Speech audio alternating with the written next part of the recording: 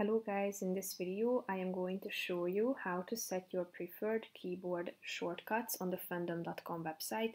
But first I just want to mention, don't forget to subscribe to my channel because at 10,000 subscribers I am going to show you my whole YouTube revenue statistics and growth strategy, how to make money online. Now let's jump into it. First of all, open the website.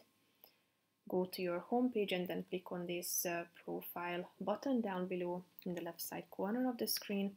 Tap on view profile. Click on this button again and tap on my preferences. After that, go to the top of this section and tap on editing, which is the fourth section. And then go to the general options subcategory where you can select your preferred keyboard shortcut. It can either be the Fandom or the MediaWiki shortcut, so tap on the relevant circle, scroll down to the bottom and tap on the Save button down below to update your preferences. That's pretty much it for this video, guys. See you in the next one. Bye bye.